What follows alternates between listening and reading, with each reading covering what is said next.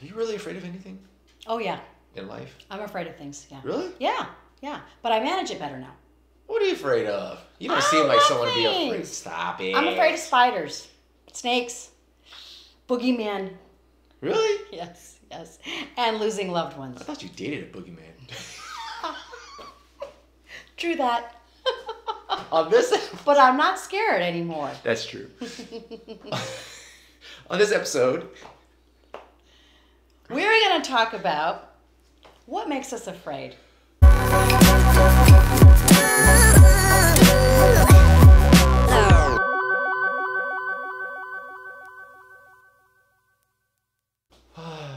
I'm Anita K, everybody, and infinite thanks for watching the Mac Show. And this is my co-host, who's making me really afraid right now. A great topic for many of us who have to deal with so many different fears throughout our life. Dating is probably a huge one for many of us. Those are some of the top fears. Definitely. Some of the top fears that and where do they come from? We adopt them over our lifetimes. Many of them are environmental, from our environment that we grew up in. Some of them are learned. But we always want to break them. Yes. They're really, really difficult to break. And the longer they stay that way, and especially when we don't have a reason of why they inherited us in the first place, it can be a long life of mystery. It's a long journey of It being does. afraid of too many things in this world, of not being happy for yourself. And we attach a tangible to intangible things and vice versa all the time. And positive thinking sometimes is not enough. Oh man, sometimes it's so It can be difficult. really crippling. Yeah. Yeah. But just like you said, one type of fear is learned fears. Mm-hmm. In career, that's one of the areas where I think I started my career out with a lot of fear. The lack of encouragement, not getting the support, Right. am I doing a good job, the recognition, worrying about displeasing others. Can you think of any there? Not doing a good job, worrying about how others perceive you as a person in your workforce, what your coworkers are thinking, what your boss is thinking. Yes. So many different things of just, in your career state that you're just unsure. It makes you unsure, uncertain about what you're doing, if it's right or it's not. And that makes us afraid. Unfortunately, it really, really does. Hence, then we add on stress and tension and uncertainty, and we really are craving to have the actual opposite of those to really move forward and be successful and accomplish the goals that we set forth for ourselves. Fear of rejection in relationships, being alone, being betrayed, developing codependency. Fear of commitment. Fear of commitment. I think those are really popular ones as far as what makes us afraid in relationships. Fear of being hurt. Fear of being hurt. Absolutely. Man. It's hard. I don't think we get a little wiser, but if the pain never really, we can't really shake it. Yeah. Absolutely. Moving out of our comfort zone. Yes. Moving out of our comfort zone. All the time. I'm sure that's happened to you. For me, it used to be, for me, believe it or not, was public speaking. It really was. I used to stutter when I was younger. What do you mean? I did. I had a stuttering problem. I was very self-conscious. I could not do any kind of public speaking well until college. And it took me a lot to get through that. And I was deathly afraid. Look at her I was now. deathly afraid, yeah. I'm not an expert by any means, but I'm working on it. Yeah, whatever. She's fantastic. You guys don't even know. She's fantastic. But she did put in the work. Just remember that. She put in the work to get over her fear, her stuttering fear, to be who she is now. And 3 things that I really worked on to help, at least with the stuttering, is number 1, I moved into action. What does that mean?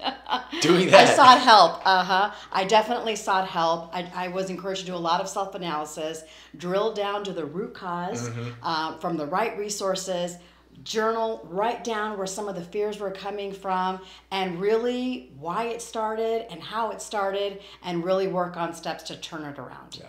So number 1, I would encourage you to do actually the same thing, is move into an action mode.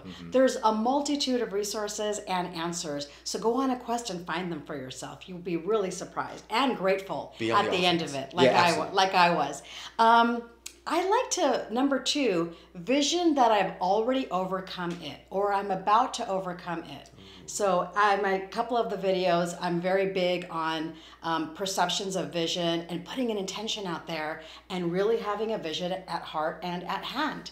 And as a result, I want to picture it. I find myself building a brand new outcome. And sometimes I pretend I'm a superhero and I'm just really challenging my demon or part of that enemy. And I'm overtaking it and being brave and working it through. Yep. And number 3 is continue. Don't give up. Continue taking those steps. They're really important. Even if the first 3 or 4 or 5 stops don't work for you, definitely keep going and keep moving. You're never really done with it. And hold yourself accountable.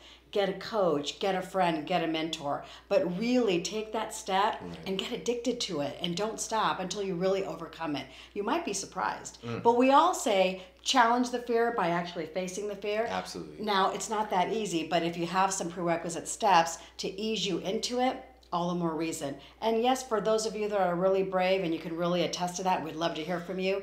Yeah, sometimes you just really have to jump in, even when you're not ready. Here's one of the biggest things that I think I've learned as a person.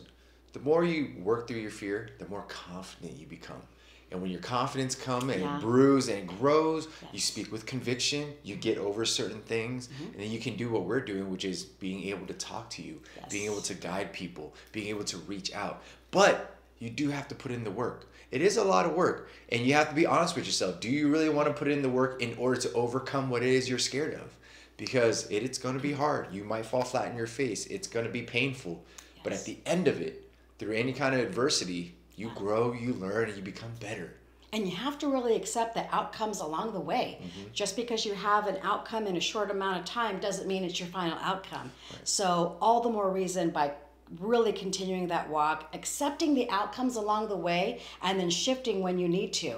It may be a lesson, but if you start with the right intention, I believe you can really move forward in the right direction. And you can alleviate, manage, and improve all the stresses behind those things that we're afraid of. The bugs, for me, I don't know. I still got to work on that one. We all have issues. We all have problems and things that we want to make better.